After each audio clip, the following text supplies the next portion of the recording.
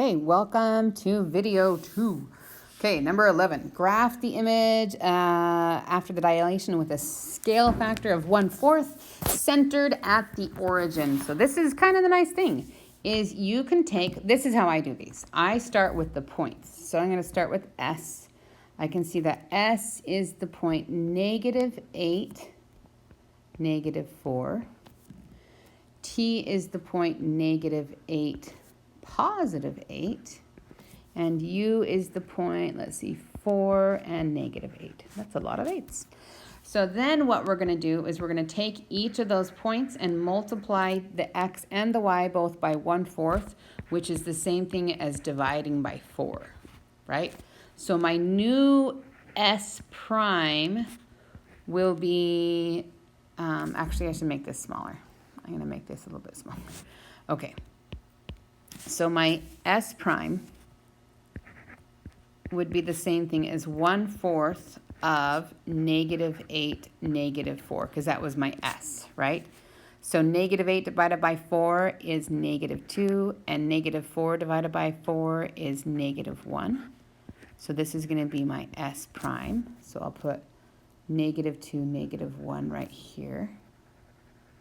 I'm going to label it S prime. My T prime is going to be 1/4 of -8, because that was my T, right? And then divide those both by 4, so it'd be -2, +2. So that's where my T prime is. So -2, +2, T prime. Okay, it's starting to look good.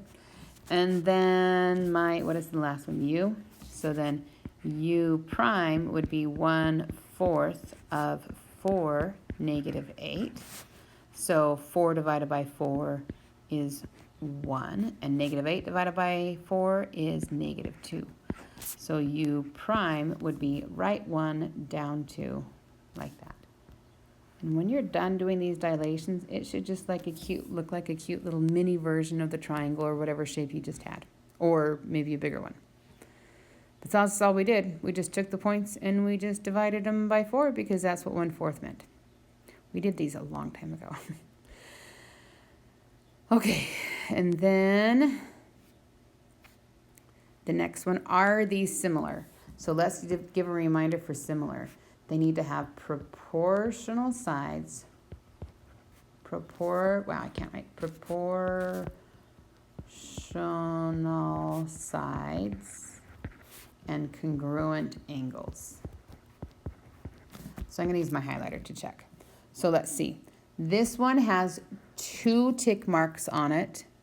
And then these other ones that has 1 tick mark and 1 tick mark.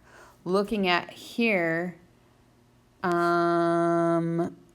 it looks like, no, they don't have the same angles. So not congruent angles, because the marks were wrong. So are they similar? No. Ooh. Or the other thing with proportional sides, I'm just going to double check the sides part of it. So the sides, notice 41, 41, that's looking pretty good. 19, 19, looking pretty good. But hey, 41 to 39, not going to work, right? Okay. Which rule explains why these scalene triangles are similar? Let's see. We have an angle that's the same as this angle. That's looking good. And then we're checking the sides. Let's see, this is the small one. And then this is the small one. This is the larger. And this is the larger one. So we can check the sides. We can do, let's check, is 42 over 49.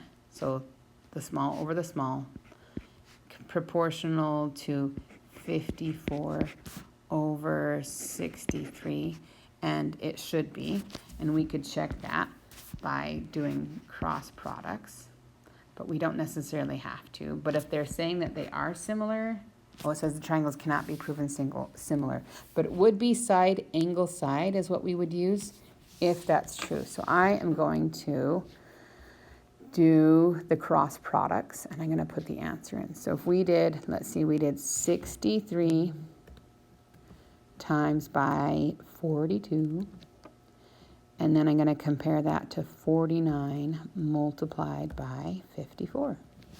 And I'll put those, I'll take a picture of them and put them in here.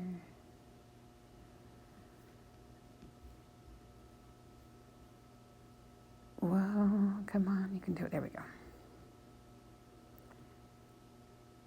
So there, when I do that, they are the same. That's good. So that means it's side because it's an angle that's sandwiched between two sides. So side, so this would basically, I use the highlighter again. This is a side angle. Side. So the angle is sandwiched between two sides that are proportional. Okay. Okay, a monument is 30 yards tall. Here's my monument that's 30 yards tall. And casts a shadow that is 16 yards tall. And nearby antenna is 60 yards tall. How long is the shadow? Well, so then there's a bunch of different ways of doing this one. What I see is I can see like I would have to multiply this by 2 to get to 60. So I can do the same thing. What is 16 multiplied by 2? And you can use Desmos, and that would be 32. So 32. And then checking the time. Okay. So this one, it says GH is Z and IK is Z minus 11. And what is the value of Z? So in this situation, when all this stuff is the same, like with the tick marks and everything like that, that means that Z minus 11 is equal to half. What is this supposed to be to? Z minus 11 is equal to half of Z. Make sense? It's half of it. It's half as big. And it looks about right. Because if I move that over here, like, you can see it would be there. So if I want to solve for Z, I can multiply it by 2, multiply this whole thing by 2. So I'd have 2Z subtract 22 is equal to Z. And then we're just going to solve for Z. So let's see, I am going to subtract 2Z, and then I'll have negative 22 is equal to negative Z. So that means positive Z would have to equal positive 22.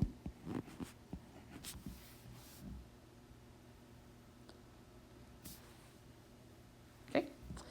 And next one, what is the length of the hypotenuse? And I'm going to do my sneaky formulas.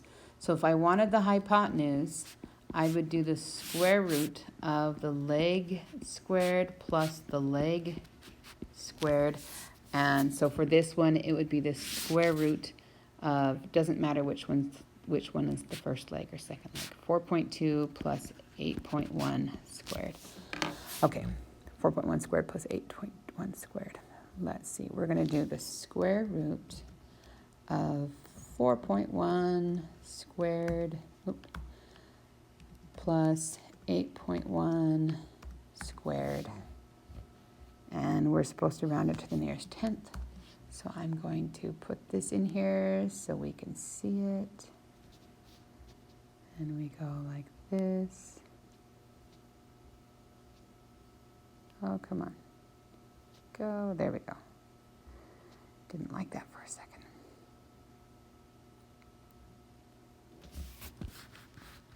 There we go. So to the nearest tenth, that's going to be 9.1 meters. Right? Okay. Triangle has sides with lengths of 60, 68, and 32. Is it a right triangle? So how we test it is we're going to do the small squared plus the medium squared we want to know, is it equal to the largest one squared? So we're going to do, is 32 squared plus 60 squared the same thing as 68 squared? And this is all stuff that I would use Desmos for, because Desmos, guys, right? Where did my mouse go? Okay, so I'm going to check it up. I'm going to do 32 squared plus 60 squared. And I'm just going to do this, 4624. And then 68 squared, I got 4624. So that means yes, it is. Because does it fit the Pythagorean? If so, yes. Find Q. So this is one that we did, but we haven't done exactly and not in a while. So do you guys remember doing SOHCAHTOA?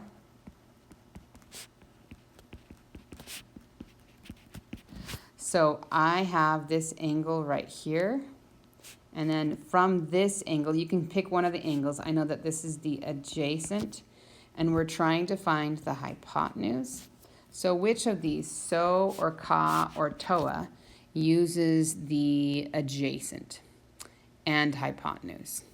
Well, that would have to be cosine. So I'm going to do the cosine of 60 is equal to 17 divided by Q, because that was 17 was our adjacent, our hypotenuse was Q. And then we want to solve for Q. This is the situation where you can switch those. So you can do Q is equal to 17 divided by the cosine of 60, which you can type in your calculator. So 17 divided by the cosine of 60. And you need to make sure that your mode, I'm going to share my screen with this. I'm going to go into here. So we have 17 divided by and I did functions. Oh, wait, hold on. Divided by first, then functions, the cosine of 60. But see how there's a negative 17? And I'm like, wait a minute, you can't have a negative side length, and you can't. So you need to go up into this part that is right. Why is my mouse? There we go. This part right up here. Do you guys see this right here? Graph settings. And then we're going to go and change that 2 degrees. And then you can see now it's a nice simple one of 34. So coming back here, and that's equal to 34. 34. There is a faster way, but I didn't emphasize that in class. So we're just going to stick with this. Okay, then 19. We want to find the sine, cosine, and tangent of angle D. So in order to find all of those, we're going to need to find the hypotenuse, and I'm going to use my formula. The hypotenuse is equal to the square root of the leg squared plus the leg squared. So that would be the square root of 32 squared plus 60 squared. And just going to type that into Desmos. Oh, I can do it over here. 32 squared plus 60, the square root. Square root of 32 squared plus 60 squared, and we get 68. So we got 68. Oh, we did that one earlier, didn't we? Walk, walk. Okay, so 68. And now we're going to have to remember just SOHCAHTOA. And it says it's proper fractions, improper fractions, or whole numbers, but we're going to have to simplify them. So the sine is the opposite of D. We want angle D. So that means that 60 is the opposite side. 68 is still the hypotenuse. And then 32 is the adjacent side. So for the our opposite is 60. Our hypotenuse is 68. And then I'm going to use the calculator to reduce that. Then the adjacent is 32. I can write 32 over 68. And then calculator to simplify. And then the TOA is the opposite, so that's 60 over 68. And once again, we're going to simplify. So we can do 60 over 68 as a fraction, and we get 15 over 17, and then I'm going to change this to 32, and I get 8 over 17, and then change that to 60. Oh, no, what did I do? 60 over 68. Oh, man, I almost made a total mistake. Instead of 68, it's supposed to be over 32 because my adjacent side is 32. Oh, snap. So 60 over 32 is 15 over 8. So sine would be 15 over 17. Cosine would be 8 over 17. And TOA would be 15 over 8. Okay. For the length of the video, I'm going to stop it right here.